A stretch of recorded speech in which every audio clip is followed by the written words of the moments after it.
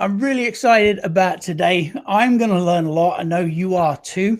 I've got a special guest, Glenn, who's a friend of mine as well as an expert on how to manage stress. While we're waiting for people to come in, because obviously we're live, the notification has to go out. I thought I'd share something that happened to me personally, not too long before moving to the States. That was a great example of somebody under pressure and under stress that didn't do what I expected. I don't think they did what they expected either. While I was still living in London with my now wife, then fiance, we were on our way back from a walk in Regent's Park. And we approached this four-way intersection. And on the opposite side of the road, an American student, I found out later, stepped out into the road looking the wrong way. She didn't see a car coming. And the car was probably going 35, 40 miles an hour. Now, it wasn't the driver's fault. The girl did look the wrong way. But there's this horrible moment of what felt like silence as the car hit her. And then I could hear her head hit the windshield. And then she rolled up over the top of the car and landed on the pavement. I remember in that instant thinking, oh no. And I remember looking around to see, okay, please let there be a doctor or an ambulance right there that can help. And there were a few other pedestrians. It was early evening, but nobody moved. And I realized in that instant that whether I liked it or not, I was going to have to be the one to jump in and do something. Now, of course, I was with the military, and everything the military does is about training you to try and remain calm in a crisis. That doesn't necessarily mean we always do, but they put the emphasis on you trying to maintain some semblance of calm in a crisis. So I remember running across the road, making sure we didn't get hit ourselves, to asking Carol, like, call for an ambulance, and then starting to direct some of the other onlookers to stop traffic while I helped her. Now, when I got to her, she was unconscious. I could hear her breathing very raggedy, and I checked her pulse, and it was very strong, if a little bit panicky as you'd expect. And I kept thinking, all right, her head hit pretty hard. I guarantee she's got a neck injury of some sort. But as I can hear her breathing and I've got a pulse, and although she's unconscious right now, she's not moving, that's probably good. I immediately went into secondary checks. What else do I need to look for? And it was so funny because in that moment, I wasn't necessarily thinking step by step logically. It was stuff that had been trained to do that came back, even without me necessarily having to cognitively think about it. So I did some secondary checks on her, and I found she had a fracture on the back of her skull. And having checked her spine, her hips, and then down to her legs, she had a break. Both tib and fib were broken on her right leg. And I was in the process of realizing and finding those breaks when a guy steps out of the crowd that we'd now gathered around and says, I'm a doctor, don't move her. Now, I know you can imagine my sense of relief. I'm just a grunt. I'm just a soldier. The words I'm a doctor were magic to my ears. I'm like, this is fantastic. So I immediately wanted to take a step back and go, right, you got it, doc, let's go. And he kneels down on the opposite side of this poor girl and then doesn't do anything. Now, I'm not quite sure what I expected him to do, but it wasn't nothing. And after about 5 or 6 and 7 seconds of him just looking at her, I realized he couldn't process what the next steps were. Now, I don't know what kind of doctor he was. He could have been a podiatrist for all I know. But in that moment, he was out of his element. And I grabbed hold of his arm firmly, but just enough to kind of bring him back and said, listen, doc, I've done primary. We've got a pulse. We've got breathing. She is unconscious. She's got a fracture in the occipital part of her skull, and her right leg is broken, tib and fib closed. We've got to keep her still and warm. And if she does come to, still, in case she wakes up and panics or whatever. And he immediately, he was as he comes back. Great. And he's with me. And we start running through these checks together. But I realized that we all deal with different amounts of stress from day to day. In an emergency, it's critical that we can think clearly and manage the emotion and the stress that might inhibit our ability to think clearly. But outside of emergencies, the day in and day out stress that we all have to contend with, it kind of eats away at us. And something Glenn said during the earlier video we did to sort of promote this event, it's insidious. And I love that word because it creeps in and it just erodes the fabric of who we are. So it's with great pleasure that I get to now introduce not only a friend, but an expert in stress management, Glenn Murphy. And so that I don't butcher his introduction, Glenn, please jump in, give us a little bit of your background so we know where you're coming from, and then we're going to get started so you can help us deal with the day-to-day stress. Sure. Yeah. Thanks very much, Terry. And thanks again for having me on the show. It's a pleasure to be here.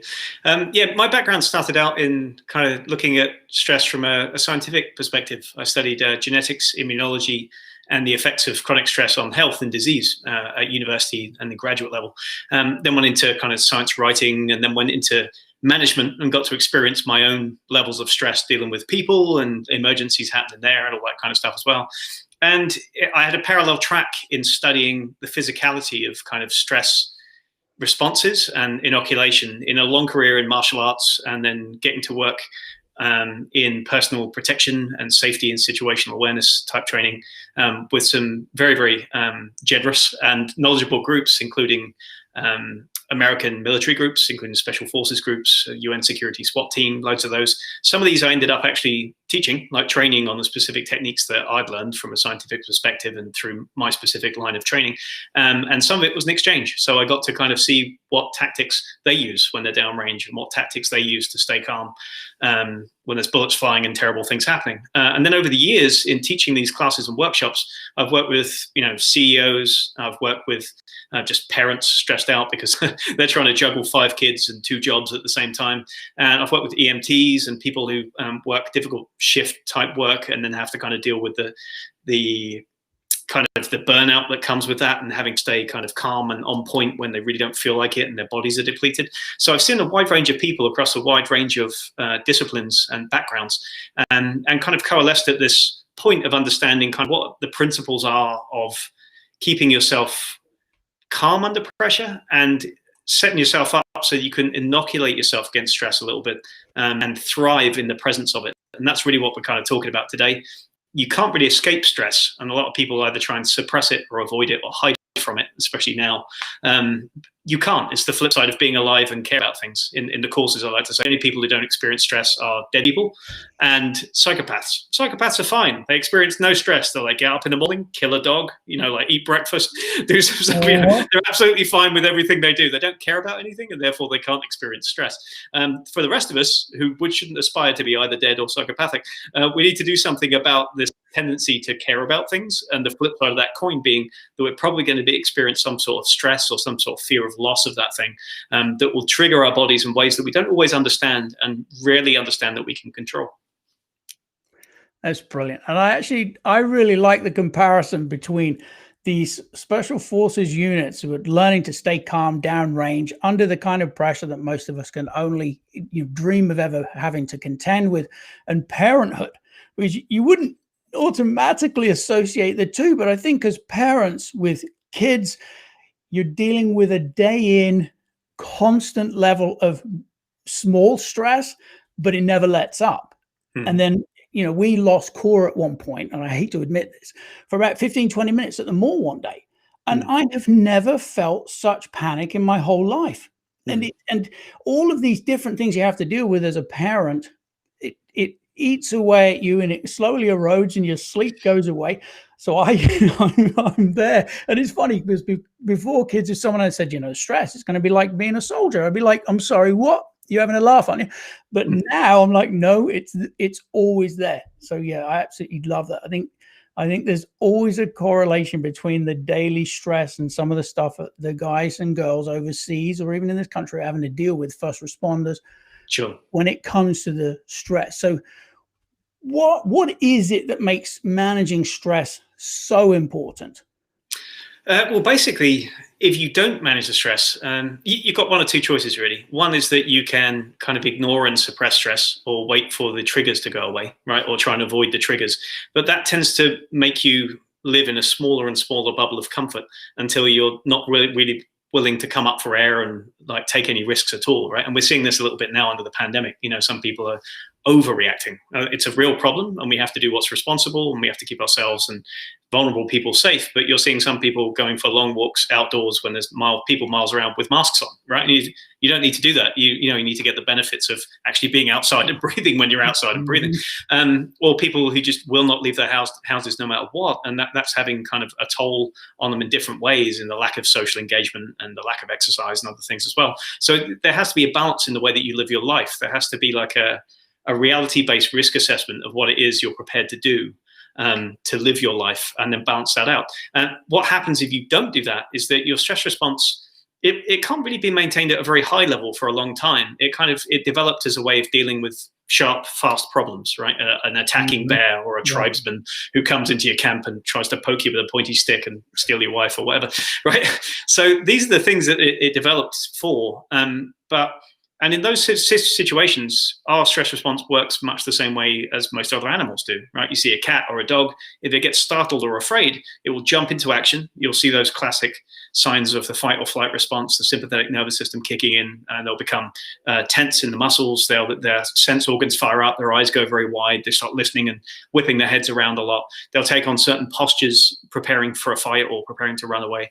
Heart rate goes up, stress hormones, cortisol, all these things are measurable, and we know that we share them with animals, like other animals.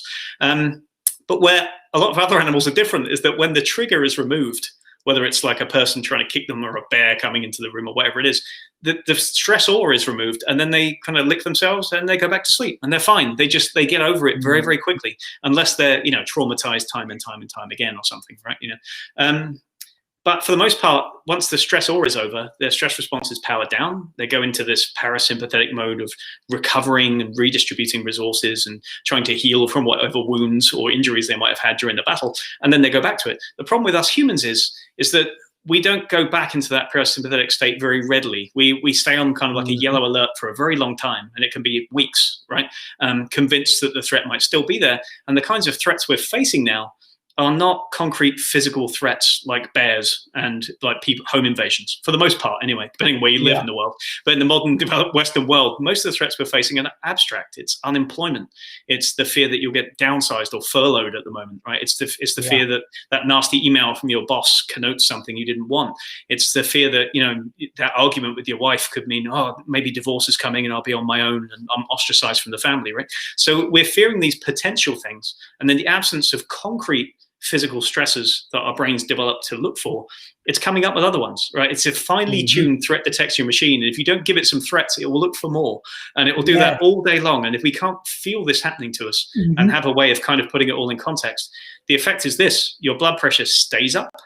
It stays redirected towards the limbs and the head, which can give you, at the narrow end, just chronic tension headaches and migraines whenever you get stressed out. And at the wrong end, it can give you hypertension, high blood pressure, vascular issues, where it's not where your blood vessels are stressed too much and your heart's having to work too hard for too long. Everybody knows that stress is linked to heart attacks. Like the absolute risk when you're under chronic stress of suffering a heart attack goes up by 40%. Now, if there was a pollutant or something else that you had that increased your heart attack risk by that much, we would legislate it out of existence immediately, right? But just because it's stress, we're like, it'd probably be fine. I'll push it down the road, eat another couple of pies and see how we go, right? So we know that happens, but it also has other effects that people don't realize. It has an effect on your respiratory system. It makes you breathe more shallowly and in shorter, rapid bursts, which can actually encourage certain viruses and bacteria for colonizing your lungs. And if you're not oxygenating your system as fully, then it actually immunosuppresses you as well. It means that you're not as able to fight off diseases, which right now we really need to be able to do, right? We need our immune army on high alert, and we need it to be doing its job. And we can't do that if our body thinks that we're in a fight the entire time. It basically triages and says, look, you need arms and legs to run and fight, and you need sense organs right now. We'll worry about digestion and immunity later. Let's just get through this fight. But if the trigger never goes away and we have these insidious perceived stresses, then we get immunosuppressed, we get stress-related diseases, we get heart problems, we get breathing problems, right? All of these, we do not want any of these right now. And the other thing that it affects is your behavior. It makes you hypervigilant. It makes you see risks where there aren't any. And this can really deeply affect your decision-making. And over time, it can also lead to a kind of shutdown, which I'll get into a little bit later maybe, in which we experience deep apathy and we can't bring ourselves to start something. We can't bring ourselves to finish things that we know we have to do. And right now, when, the threat of people losing work, it's difficult to find new clients if you're self-employed, when you have to, be healthy so that you can still show up for work in whatever form that is and look after your family and be mobile and versatile in doing that. We can't afford to get sick. We can't afford to make bad decisions right now. It's more important right now than ever to make sure that we take that time to watch what we're doing with our behavior and watch what our bodies are doing, reset them, and make sure that we're strong, resilient, and able to cope with what's coming at us. Which is just amazing to me, that can have such a devastating effect long term. And I want to jump backwards for just a second, because you touched on something that correlates to heart rate and then decision making that I want to just spend a few minutes on, because I know from personal experience, getting up to public speak, when I first started public speaking, it scared the life out of me. And even remembering the first few things that I was going to say when I was going up to start speaking was really difficult. I couldn't think as clearly as I wanted to, and it really frustrated me.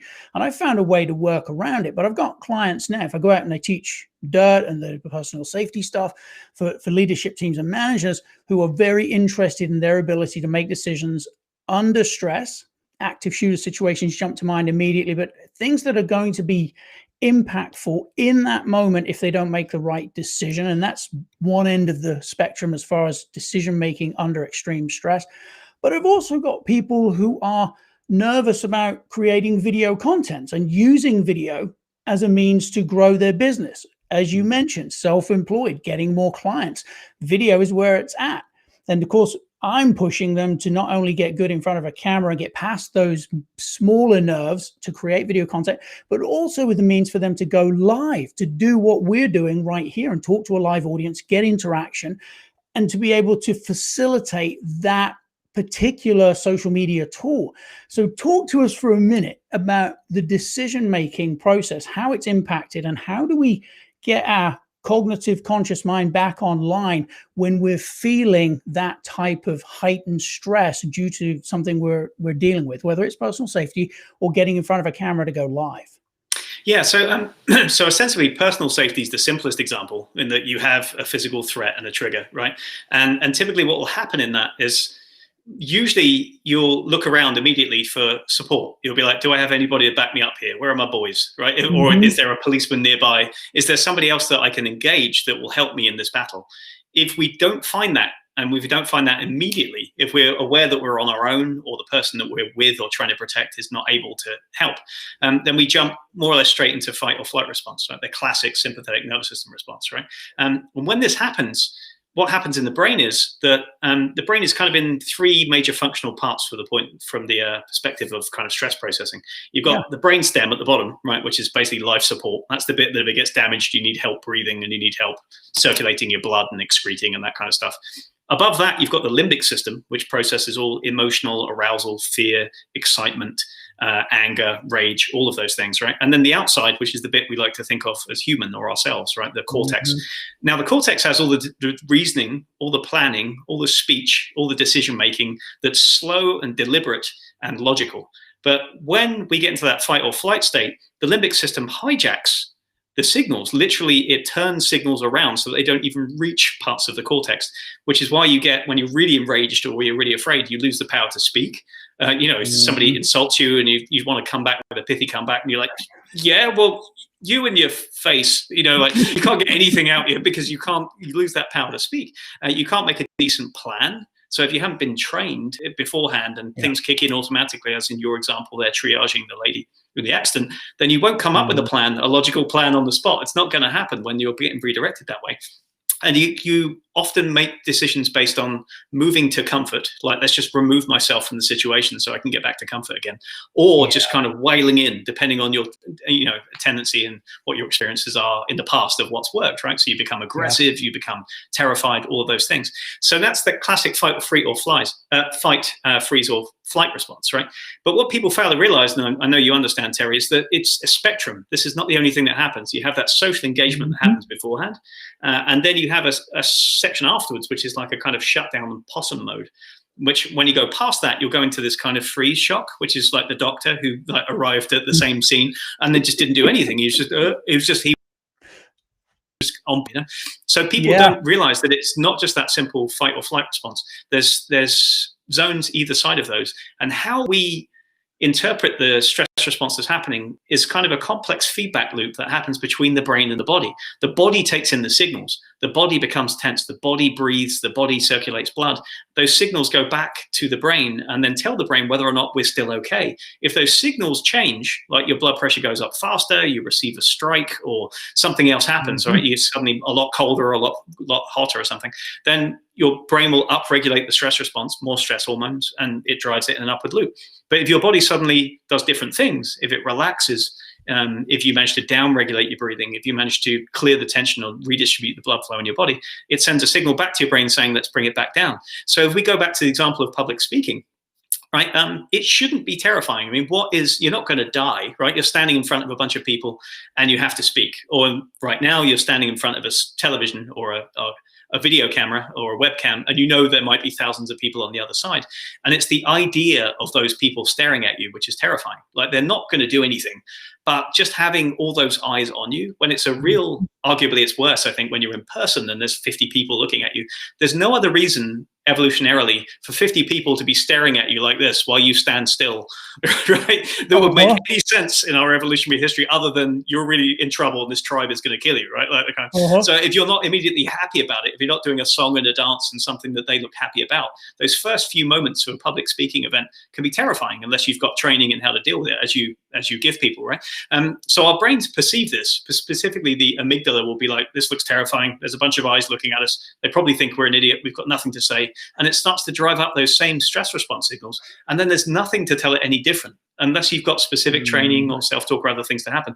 That will keep happening until you freeze, or you get aggressive, or you talk too fast, or you do other things. And it's not quite the same quality as a bear attack or a serious emergency. And I'm not trying to say that, soldiers downrange face the same quality of stressor as somebody in an insidious bad boss situation or something. But what happens with chronic stresses is that it's the death by 1,000 cuts. And once you've gone through something terrible, if you're in Afghanistan or Iraq or something, once you've removed yourself from that situation and you're back in the safety of the base, or you're back home, or whatever happens, then you can afford to let your guard down, because you're in that company and you know that you've got a respite before it happens again. But when you perceive, or your brain perceives, that the threat is never ending, that it's ceaseless, that there's always going to be a problem here, then it never really switches off. And it's this cumulative buildup from day to day to day of tiny little up ratchets in your stress response system that never really get cleared fully. And this is what really gets us, right? So the ability to downregulate yourself, to actually take control of your stress response system and pull it back down again, to tame this wild elephant that appears from the neck down, and try and do something about it. This is a critical skill. It's becoming a superpower, I think, in today's age. It's arguably one of the most important things, along with the ability to focus for long periods of time, that anybody could learn, right? It seems lost on a whole group of people coming up the way. So it's funny. Yeah, it was funny because I have people who say, well, why is it so frightening to get up in front of a group of people? Most of the time, not always, but most of the time, they're talking to people that they already know. I'd say because, evolutionarily speaking, we didn't want to ever be ostracized from the group. Exactly. There was safety in the village, and suddenly you've either voluntarily or you've been forced to get up and present. You're outside of the group now. You're away. And that inside our primitive brains is like, I don't like this. This is not good. I don't want to be here. I want to be over there with you. And it's sometimes you have to rationalize it and understand why I think some of those emotions are occurring in the first place, which is what brings me to my next question: is why are some people find it that much easier to manage their stress compared to others? Because there's a wide spectrum of people that go, well, I'm a little nervous, and they get excited and then they just deal with it. And there are some that it is paralyzing. They're unable to think clearly. What is the difference between those people and how they manage the stress? Yeah, well, obviously there are inborn components and there are learned components to how we deal with stress and how we respond to it, right? For just starting out at the beginning, we're not all a blank slate. We don't all start on the same page. Genetically, some of us are more predisposed to anxiety, more predisposed to aggression. That's a complex combination of genes and proteins expressing themselves in the body. And either, people with high testosterone are obviously more predisposed to reacting with more aggression a lot of the time. Yeah. So that's like as a base level. And certain types of brain wiring that happen during development can leave you more predisposed to anxiety, right? And there's lots and lots of different things about somebody's personality inborn that can influence where they're going to be starting from, like where's their baseline of stress perception, right? And then you've got upbringing, you've got the nurture, like what kind of childhood did they go through? Did they have a stable family in which they felt safe the whole time? And how safe was it? Because it was too safe, and they were coddled, right? And they never really fell off a bike or got a bump. They were never allowed to run around with the other kids and play in the woods, and they were always kept within the safety bubble. Then they've never been tested, and actually those kids can grow into adults who are nervous about everything because almost everything is outside of their comfort bubble. But on the flip side, if they grew up in an abusive house, and they were constantly the threat of violence, they have a parent who is bipolar or prone to rage or something like that, or alcoholic, then they never know what safe is. And so they kind of develop another system of self-protection mechanisms, hypervigilance, right? And that can take some years to undo. So, but even removed of those extremes, right? Maybe you didn't have a super coddled childhood, maybe you didn't have a super difficult childhood, maybe you're still in that range in the middle. There's still no neurotypical. It varies a lot between people, how they come into it.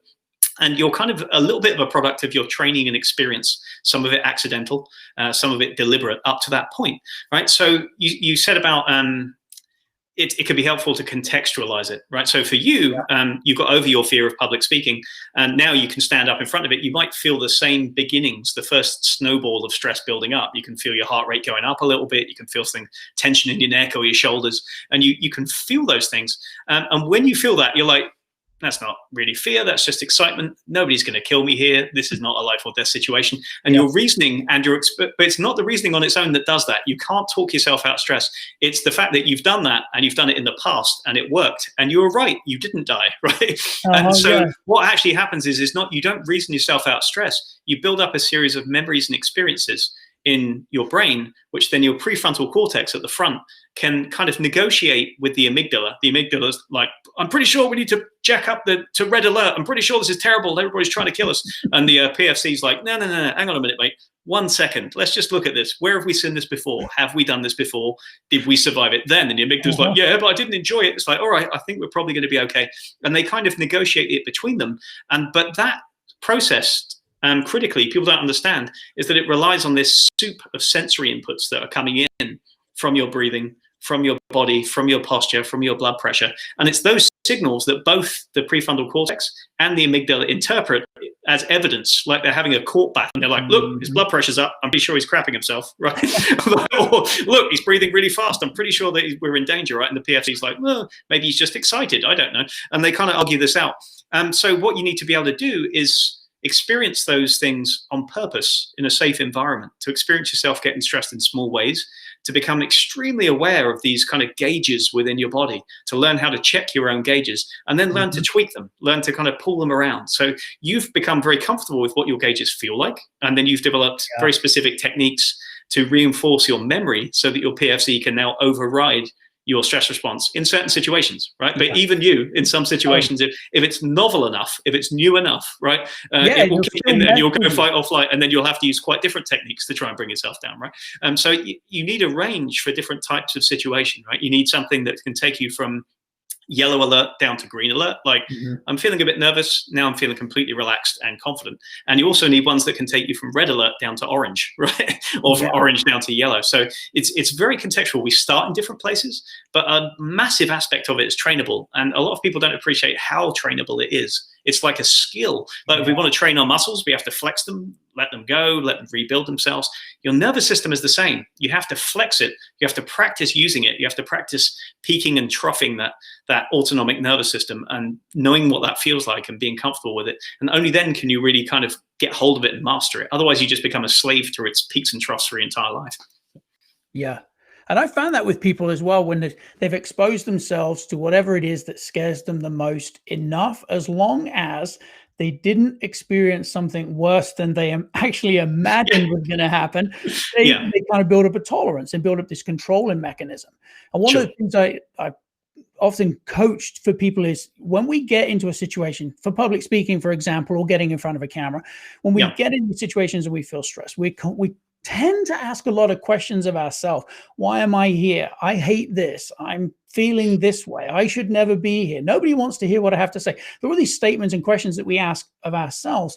I found one of the biggest turning points for myself getting over the fear of public speaking, and I hate to say it took me a little while to get there, was to stop asking me questions that essentially drove focus back to how I felt. And the question I found that turned the corner for me was, why are they here? Why is the audience sitting there? Why are people tuning in? Why are they watching? What are they looking for? And it was suddenly that realization that although I felt like it was all very personal and I was being judged when I was up there, it had absolutely nothing to do with me. There was the information, a lot like you sharing what you do here with stress management and managing those day to day, as well as, periodic real high offshoots of stress in a manageable way. It's like, it's not about us as a conduit and anyone that gets up to speak or make video content. If you shift your focus a little bit, I find, at least personally, that helps. It takes some of that emphasis or some of that focus off of how I'm feeling in that moment and shifts it back to, because you're doing a bloody service, especially if I was teaching personal safety or getting in front of a camera, it's about what you're going to deliver that helps somebody else. And just taking that focus off yourself sometimes can also help. Yeah. We have an expression in the style of movement that I practice called where attention goes, tension follows, right? So if you're too focused on yourself and what's going on, you'll actually make yourself tense, right? And if you're entirely focused on somebody else, like too focused on them, you can make them tense, right? So the trick is to kind of make your attention diffuse and to see the whole situation as it unfolds. And, you want to put it in like Buddhist parlance or something, it's like it's being present in the entire situation, right? It's losing your, primacy of self and just being like, well, here I am. Now, you can get there by years of meditation training and stuff like that, or deep going into a yoga camp somewhere, and you can get to it by different routes, right? Or you can get to it through hard-earned experience, like being in the forces and just training really, really hard and doing what you're going to do, or just being in a high-stress occupation. Like a lot of CEOs, by the time they get to where they are, they've just learned a certain amount of intuitive stress inoculation. Like they figured out what their boundaries are, and they'll test themselves not too much. Some don't though. Some go over the top, and they redline it all the time. They never check their gauges. They just live in this zone of, they're constantly just thrashing the Ferrari to the most that it can do. And what happens? The wheels fall off, right? Sooner or later, the wheels will fall off. And this is what we've got to be mindful of. It's like, how do you balance enough focus on yourself and your behavior and what's going on versus what's going on in your environment, and then kind of put those two together and then just live moment to moment without worrying incessantly about what might happen, which is the root of anxiety, or ruminating incessantly on what did happen and how it could have been different, which is the route to depression, basically, right? Those two conditions are obviously a lot more complex than that, but they'll be exacerbated by these thought patterns. And getting control of your stress response and your nervous system in the middle can be that lever that you can pull on that can flick the switch from going down like a rabbit hole of just apathy and like nothing that I do matters and this is never going to work, or a rabbit hole of anxiety, like this is going to be terrible, this is going to be so much worse than I thought. What we need right now, more than anything in the world, is stabilizing influences. And wherever people can get that, whether it's from your training, whether it's from my training, whether it's from something they're already doing and doing well, it's like, I'm all in favor of anything that stabilizes people right now. That's what we need. We don't need an emergency quick fix. What we need is like solid stability and lots of solid people. So. Yeah. And I definitely agree with something you mentioned earlier, with people getting so used to being in their comfort zone and never pushing themselves outside of that in any way, that when circumstances conspire to put you in a position where you're uncomfortable, people react so strongly to what is, comparatively negligible amounts of discomfort. It gets blown completely out of proportion. And there's no coping mechanism in there for them, but they haven't done anything, I don't think, to challenge themselves in different ways. And I think we have a massive, a plethora of things we can choose from to go and do that will push us a little bit at a time outside of that comfort zone and put coping mechanisms in place that allow us to deal with circumstances we can't control just a little bit more effectively. But what other steps do you think people can take, or maybe even steps that people shouldn't be taking to help manage their stress better? So one aspect is, like I said, checking your gauges, and that's something that we teach in the Stress Proof course and the training and coaching. It's this attention to what your body is doing and how it's responding. So that can be both simple and quite involved. But the basic aspects of that is just looking at what it's doing in terms of your blood pressure and your breathing, your physical tension. It's the same line of checks that your doctor would do if you went to a doctor, right? What do they do first? They take your pulse, they take your blood pressure. You just have to learn how to do that for yourself, so you become your own kind of biometric sensing mechanism. Once you've got that gauge, that's very, very helpful. Then you should zoom out a little bit and then sort of see if you can look at what behaviors are resulting from the stress at the moment? Like, what are you doing to cope? Some of those things might already be good. You might be in a daily habit right now of going for a walk. You're like, I can't handle being on Zoom one more minute. I need to go out and just go for a half an hour walk or a jog, even if you're not an exerciser, just going outside and walking. And you find that makes things better for you. Great. If you're finding that you're doing that and it's already working, do more of it. If you already do yoga, if you get physical release from doing weight training or running or CrossFit or whatever it is, right? To a point, there's an interesting kind of limit with that though. Then you should do that if it's working for you. But if you're doing things that are just kind of self-soothing behaviors, like you're just mainlining donuts and just stuffing them in your face one after the other, like because there's nothing else to do, it's boredom, you've tidied up as much as you can, and you just start eating more and more sugar just as a way of kind of picking yourself up again. Or if you're drinking like 7 cups of coffee instead of your usual 1 or 2, right? Or if you're just not protecting your sleep, you get into bed at night and then you have to have the screen in front of you and you do that for like an hour, doom scrolling before you go to sleep, and then you can't get to sleep properly, you wake up and it becomes this self-perpetuating cycle that spins you down again. Take a long, hard look at your behaviors and what you're doing. I mean, obviously, we've got to cut ourselves a little slack. We're in the middle of a pandemic and with this uncertainty and shifting measures, and people are like, oh, come on, allow us a little drink or a cigarette here or there or something like that, right? But that's fine. But if you're relying on those behaviors, then just take a look at those behaviors and see whether or not they're actually helping you. Some of them might be neutral. It might be that you can have, a cocktail with dinner every night. And aside from the other effects that doctors might tell you about liver and stuff like that, you might be fine, and it might be doing more good than harm, right? Yeah. And it might be that just sitting down and Netflixing, vegging with your wife or your kids, even if it's for a couple of hours of several hours of binge watching in a night, if you're connecting in that way and it's something you're doing together, and at least you're not like doom scrolling or ruminating or doing other stuff, that might also be positive. So there's no kind of hard and fast on it. But if what you're finding is that your coping behavior leaves you feeling even more edgy afterwards, or not better at all, right? Whether it's like, I better find out what's happening in the news right now. Then if I've got all the news, I'll definitely feel better and more informed. Nope. That's not how it works, because the algorithms are there to terrify you. Yeah, exactly, right? Or like, what I really need is like 2 more drinks, and then I'll feel calm. It's like, now I got kind of all sloppy, and now I'm having an argument with my family, or whatever it's going to be. Or now I can't sleep. I was eating or drinking too late at night, and now the sleep is not restorative. Or staying up late at night to watch that extra show. There needs to be boundaries, and you need to kind of set these self-imposed boundaries, because there's not a lot being set for us right now, right? It's very freeform, especially if you're working from home all the time and you haven't got those defined start and end points for work, which a lot of people don't. The boundaries have shifted, and they're shifting. So we have to recognize that the world's always been a chaotic place. It's just obvious to us now that it's a chaotic place, and that we have to make ourselves malleable. We have to make ourselves pliable. And that means checking your gauges, both in terms of physical responses and in terms of behavioral responses, right? See what you're doing. And then you can start to get like a handle on things that might be leading you up or leading you down. Yeah, I love that. And I figured out the hard way a while ago that really what's often required is some introspection. It's taking those quiet moments, going for a walk, getting away from whatever it is at that moment that's causing you the stress, if that's possible, and reflecting on why it's affecting you that way, or putting things in perspective. Sometimes especially after the military, I'm always a plan for the worst, hope for the best. Or if the worst were to really happen, what does that look like? And am I really dealing with that right now? And often the case is, 99% of the time, no, I'm not.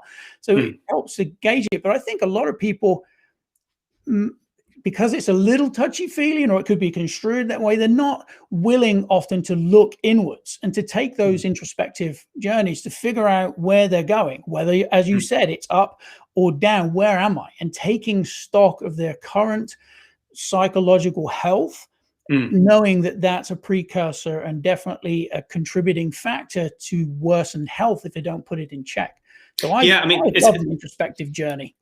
Sure. I mean, it's fine. Like, maybe when you might feel like if there's not an emergency, there's no great need for introspection. You can just go on with life as usual, earn your paycheck, watch your show, eat your dinner, and go on with it. But arguably, there's always a need to live an examined, introspective life, right? It's never going to hurt you.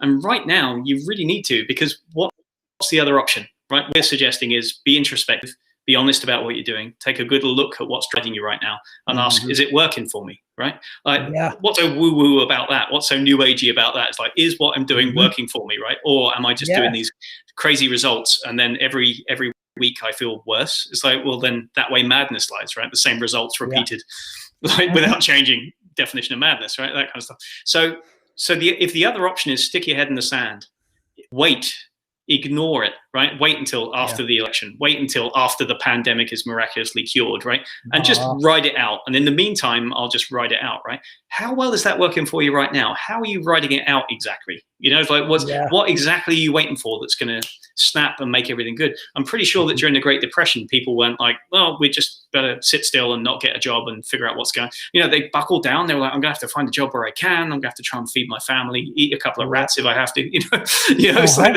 do what you have to do in order to get it done. Well, this can sound harsh in the one sense. Like, I'm not telling people that they're to blame for their own stress response or the ways that they're responding to things. But you are responsible partly for how you process it, right? And if you take no responsibility at all for that, if you take the side that all these stimuli around you, everything, right? The political situation, the pandemic, the not being able to see people, those make you a certain way. They make you anxious. Or I'm an anxious person. That's just me, right? You identify with it. If you take one of those two tacks, that's it. It's a self-fulfilling prophecy. Then you've told yourself that there's nothing you can do about it because you were either born that way or the environment is such that it's making you that way and there's nothing that you can do. But the reality of it is everything we've learned from neuroscience and psychology in the last 40 years has said there's quite a lot we can do. We're not just stimulus response amoeba, right? Amoeba, maybe the plural, right? We're complex thinking beings who can introspect, that can look at ourselves, can do these little meta-analyses, and then we can figure out a path forward that doesn't result in being just shuttled in one direction and towards our doom or towards aggression or whatever it's going to be, right? We have to take that time out, and it's difficult now. Right? It's easy to go from cranking out the work and just getting what you need to do done to look after your family or look after your kids if you're a parent at home, you know, or just get the work done or get new work if you're an entrepreneur or whatever it's going to be.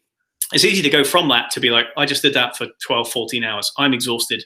I deserve a rest, right? And then spending the next couple of hours just doing something that you feel like is restorative. And then you do that right until the end of the day, right until midnight or something, crash, rinse, lather, repeat. And then there's never any time in there to think about, like, where's this all going? Can I keep this up?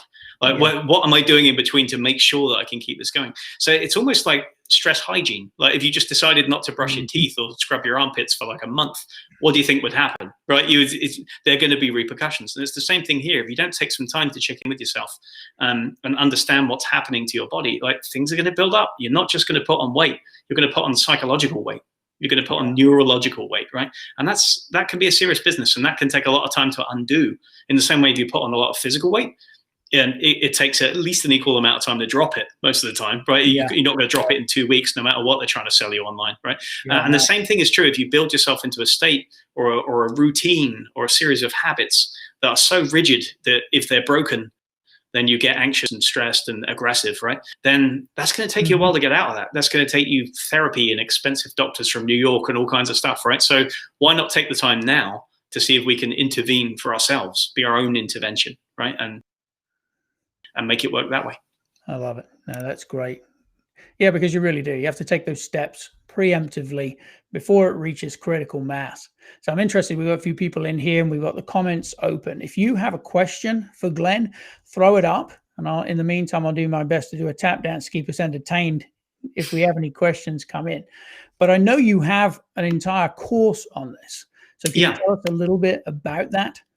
Sure. Yeah, we've got a couple of formats for the course. The course is called Stress Proof. And so I used to run these as live retreats where I'd take people away for 2 or 3 days and train them on all the principles and have them practice the physical interventions and things, and then send them on their merry way with the book and the manual, and they're fully trained up. Now we've pivoted, obviously, because it's hard for people to do that, to online courses. So we have like a full comprehensive kind of month-long course where people are drip-fed bits of reading and video exercises and things to consider and ponder once a day. And it's like 10 to 20 minutes of reading and video exercise stuff per day. And then once a week, there's a live webinar in which there's a cohort of people. We'll all get together and support each other and go through the techniques and try and integrate them into your life. And then by the end of it, you feel well trained and ready to shoot off.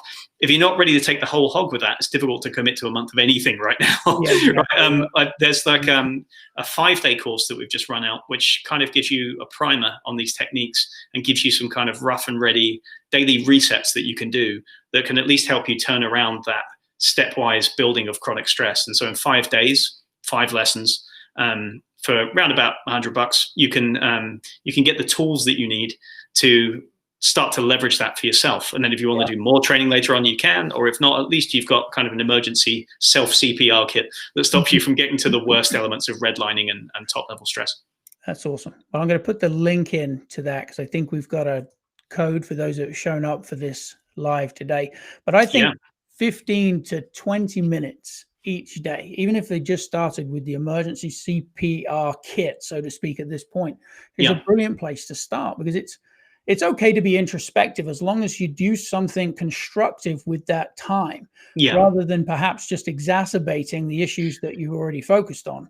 So I think having a way to manage or be guided through the process is a bloody good idea. And it's something that everybody needs. In the same way, everybody at this point, you can't say that you don't know exercise is good for the body. You just can't. And I think we're heading to a place where this needs to become the norm, where we're each able to go, okay, I'm having a bad day. I'm going to put aside 10, 15 minutes for myself to figure out how to kind of put this, I don't want to say compartmentalize, because you don't want to necessarily lock everything away, but figure out what to do with it and how to manage it.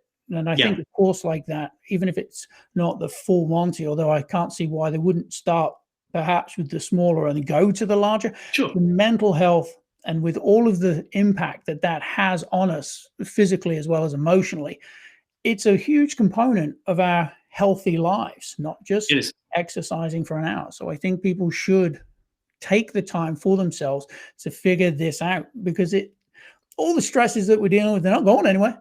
You know, depending on which political affiliation you have, it could be getting worse or better in the next few days.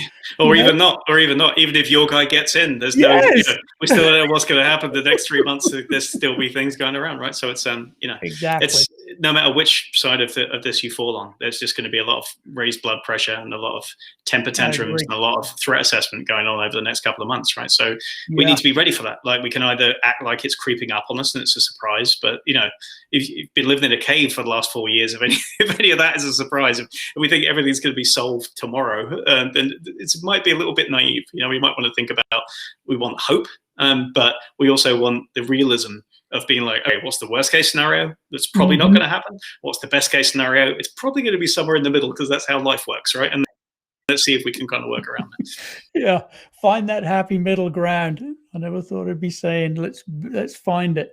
All right, so we did get a question in from Lloyd. He says, you've already hit responsiveness and reactivity and talked about that, but maybe elaborate. I'm not quite sure how or what you'd want to do, but I'll leave it to you as the expert to perhaps elaborate on responsiveness versus reactivity.